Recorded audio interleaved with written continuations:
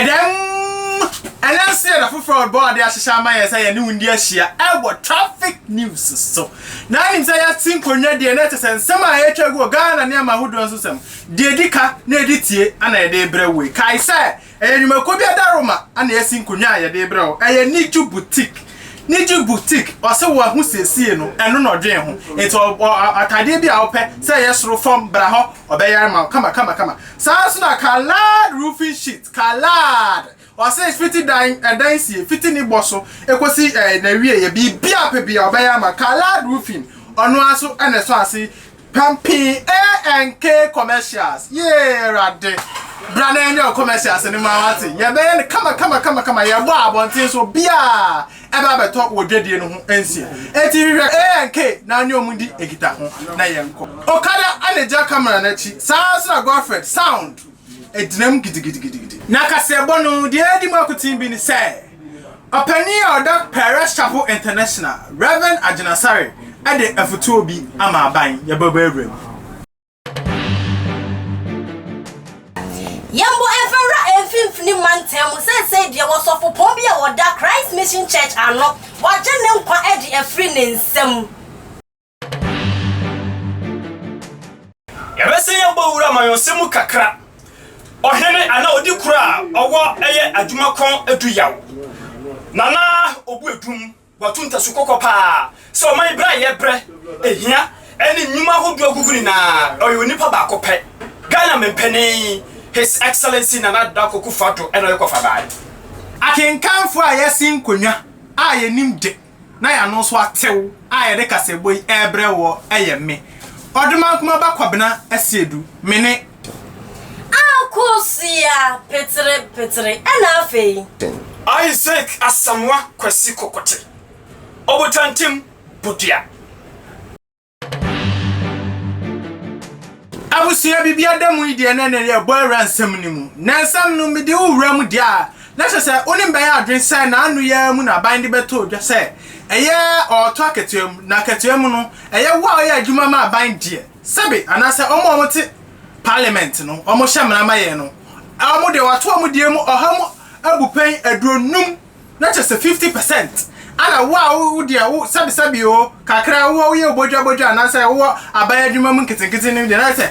ohamu nchemu enan pe ana de atoso eno ana atimamufo bi yanti ase ene akyerkyerefo bi so omsom ne aban anya adwen entomotom hu gu monte so ye oye kyere anu odin pa omu kyerem se ebeya aban enkono sambra biem sempo so beto maketo mu enye ohamu buchai enan na emom obepo omupe be ohamu ebupan be edumienu na chese 12% ana ban enfantom market ya so efiso mu hwema eyesisie eyi ana kwankyerefo pani a oda Paris Chapel International no Bishop Charles Ajin Asare edina no ato asemi mu ana ochem se sabe saban ukase ya na sign up so butima mu fa ye wo man mu sabe se chese sabe yen yagini ana se sabe yen kanipa ho ni na ne se ochirem a sa wo pese utu aketuem a say 50% a mobia 50% say 4% a mobia 4% no bia hu ate ne ho ase na enye se wo mu bebu mu die mu 50% na mama ye ya ka no 4% pe say ye fa enye aketuem tum ne sa de entwa ye ode se mi tu dia ye na anu kwase dai e wo na asole dem bra oni ade ahia na o ya asole say anodi tu dia. We cried that they cannot pay the first and second lady. They listened. However, our political class should not give anyone the impression that they entered into politics to grab or chop. Unfortunately, if you increase your salaries by 50% and increase that of the ordinary workers by 4%, you are clearly telling the working class that you are better than they are.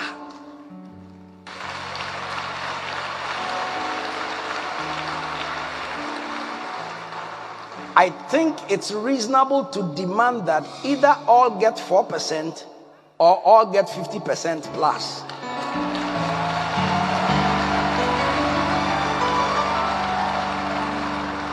Since it will be borne by the taxpayers' money from the consolidated fund, but it cannot go just one way. If within 4 years a person comes into politics and is able to buy or build houses and own cars because of his involvement in politics, then ordinary citizens may begin to think that Ghanaian politics is purely a money-making enterprise, whereas that may not be the case. Abusuadi ahwe yeyi etie yeyi aye contract for penny or that Perez Chapel International no Reverend Bishop Ajin Asare. Yes, one some so dia ye bebo hwini akọ emfimfini mantem sa breed osofo pon bia woda Christ Mission Church ano ewo jedu infante municipality ni mu no sa breed dia waje ne nkwa edi efri ne nsam na mane boni nyina e kire se wo sofwe wo say ne yeri a wate sika aye ne ho ade no sa breed dia wo ba ne si wo jai awade na wo jai awade no enye ne nsa anko o wasesa eniema ejapade wo ne sofwe abrenya nyina no wasesa ne nyina ede ko we na wo sofwe anto ne ho ase a sa breed wa jene nkwa edi efri ne nsam no na abrantia wa jene nkwa edi efri ne nsam ne papa e kire se Mr. Hammond, Peter Hammond, trese. Wo fie anadwo bi na ne bɛn ɛba ye na ne ba ne ba we hu ni yie. Awon ne ba ne de to nanim trese. Se ne papa ammo no no ammo empire amma ne dia. Sa breadie o wa ha na nso woni ewiase mu biemu. We na papa yi se wante ne ho ase ɛna wo Fred ne senior brother. Ɛwo ekrokɛsie ma papa yi ɛba ye. Na so fofie anto ata. Osofo yi ne nia ne ba bedu ye no. Na waje ne nkwa edi efri ne nsem deda. Afe yemura mu e awa amayosemu kakre awusia force ha NPP amayoku no o ha abakwesemu atase omo ena ba promises dia MP42 ena afe so ebia ka so mo ya de papa na ena odi kura owo eye adwumakon eduawo ekirimu a nana eye obuedu okirimu a ne kwasem ni aye nyuma kwa odu agugu wa Ghana Avenzi hiya pa doboro Ghana sabre ehia ye palina every Ghana mempene His Excellency bemamua na ndakwa kufatu ena wama sadie ni na aba na ose ohia chase promises bosha hodo ohyehyɛ ye e ni campaign ahodo a eya fem pimienu eni aduru no ohya asede de chase promise akese nko a ena wa hyehyɛ na so emu ba kokoro poni ho no a wantimi adusuo okiremu a enima hodo akese gu Ghana ni na oka ho bi oso no akasa na odikuru no mu a oro akasa ni suku ana akaja otimidi boa ama mpo timfo so nyabuso mfaso no Ghana mempeni aye na do akokufo do ne penso agu enyama ntwaye kura na chase Ghana mempeni de na mumodie aye na obuedum kirimu a entwaye kura da NCP nseta ochema ono akasa kura ni mpasua so no assembly a ewo ho echemu a oye waje so ba mu dasbin na chase aye bosu ana saye mpo roba wo betumi ade ball agumu na so abeto sese promise akese ni na ankosi aga abeto sese efi ena agikro no ede aboso na all cases dua pass Ghana fire yemfo so kese papa se tumbo moten ye mawremu ede ye kokromoti ekotintindima NPP amanyoko na yemfo so kese pa na otu Ghana fo ni na fo se obi ahwe yi obi amana ni na ho na afi mpimienu ene aduonu na yedi enimu de omo sesa mo sane sanse enema entwaye kro NPP amanyoko mo na osaso kaso esusu bia se onu ankasa bia ya wotasia awo aye edua aye honom etumbo made se wetima aye aye na bibia so etima ko se kama na mekyera aye ultramodern dia background so no chase onu ankasa tunubotom ska na yeye we nka ya ba asede chase abane nema oye no kro so na mpo oye no manum entwaye kra enjina Ghana mempeni oye na be ya onsese ni suban enye sade a afempem yi no ade aduonu na ya ba tunumu de onu a obeti yekutie sade aye nana obuetum osi eka ne nsem no district awon wa wo boy sanitation eyi bucket kura wodi regumbo o maybe no amani school start from okay nti nyankasa nyamodin bo ye bi na mbom mofoba ne wo ye na mmadu start from okay kakra bi ye na ya yebetum ya di ahodin ayo okroba na ye me mfoma yinto abando debi on no okroba no ye yemfa yinto abando because political promises in Ghana no they don't know what they are doing. They are messing up, especially I'm an educationist, and the way things are going on, cry. It's not correct. For 57 years, I've never experienced such education before, policy before. That's why I'm not afraid to say it. You know, everybody is now seeing it. I collapsed my secondary schools too, you know, and then started this basic and so on and so forth because of the way things were going. It's a gradual process, and we're gradual. If it's a preoccupy a chusa, Bojanaba, say and Kaka, Bojababa, Bojarima, Tidamna, Abrabon, Otsi, or man in Chichironsuno, a Kaka, man Kanyama, Nintuminia, and so on and so forth, no other Abegra, Baba, Nankofuabi. We will cut all coordinating about that unemployment, and then the rampant of immigration to the urban areas. Provide a choke for urban areas. We have 15 urban areas. About no way. It may be an way. Until it was require Akakakra, Namroko, Bush Mubag. Here, officer of war sky, and that's a book. Certainly, or there, a mammy playing there. Monsieur politicians in the meeting wanted to go many kind your policies now mama you know wow what now ma to me so was on what and the ma or kodo e cousin ya yibo or chendempo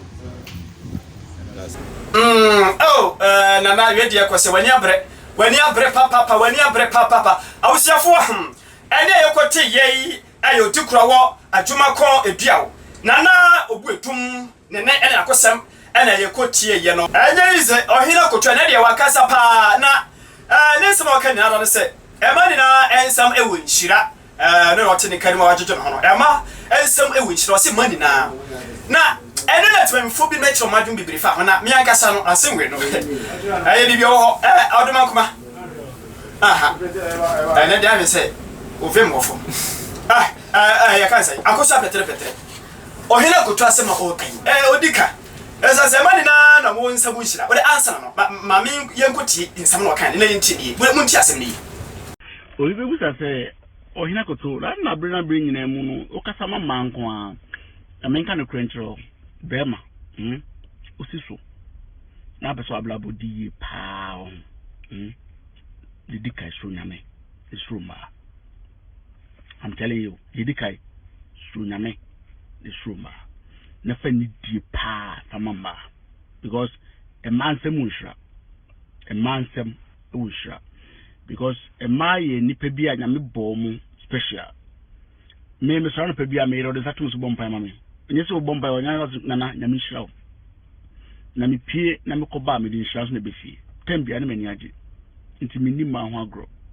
Minya menina minubia hongro. Emade, I respect you so much. Agosia, wa hedia ohina akoto o chirechiri ya o de kabibi agosia kabibi na de ene de ewudi o senya mesresre no eya no kra na mum enye oba bia na nsem ewo enhira die ti ohina no wakasa ne se ebi ono akasa wa experience bi o so oba bi wo ho a wo ba wabra bom a wonni bi bat ne mu aye ene na ho aden ne mpai bo bia wotime de tai wachi no etimi ma wa aye de wotimi ekokọ wanim e wo abrabo mu oba bi so ho na oba wabrabo mu a eye no me yenko a wo de musa ko so we mu a na asai wo de musa ko so we mu a na ide na asai enti wo de hene etimi me stress e man make us 90% ensem e wo nhira eye sa onu ma na wongasa mekasa minia mekasa nenso ohiri no wakane de wa kire na adwen de ne so me nini nya adwen pi anasa me nini ya adwen fanifa e fa me nini ya adwen ne se ya mpa e ba bi wo ho bu ne ho se de tie no ne niam bi ani ade enti enhira ne adomo ne so ente o sa ba no wo nini san anasa wo nini nante a sebe eniam akoye ma kama na so ba bi wo ho a ye wo ahwe me niam mai ma sebio me pese be bu omani nti o mu gina bonten a na o ye yi your friend said two bre your modi your madwuma ne ade e wo say adwuma mo ye de na so confess abai bi na ne bobra me nua e bre friend bre pa de wo be hia bi pa kwa mane kwa benya kwa na ye ti bi so akọ yo ye asemu enafom ena de ayase odumakwa wa makosha di so ovin wo fom pa ovin fom ya busiafo fa wo comment no fa to ase official DJ Traffic TV YouTube subscribe share like now if body answer betumi de comment ma de nkyerɛ e de ato YouTube description ase ɛwɛ bi sɛ fo sabre yan kasaba no ye de egua enesa ɛna traffic news no ha ɛna di mu ebesie na yan kasa ye gye atwa ɛna traffic news ye de brɛ wo no ye di no ɛsesane ɛna so gyana so pentempe ɛte sɛ ɔbabura bugyen Isaac asɛm akwasi kokote ɔbutantim bodua meni mpɛfo kukutam ɔdemakoma ba kwabra sɛ edu enemy din mini aba so wa ha ono so ni din ode so ane akosia petre nyame ya adoma wo chena ye bese ehia me da se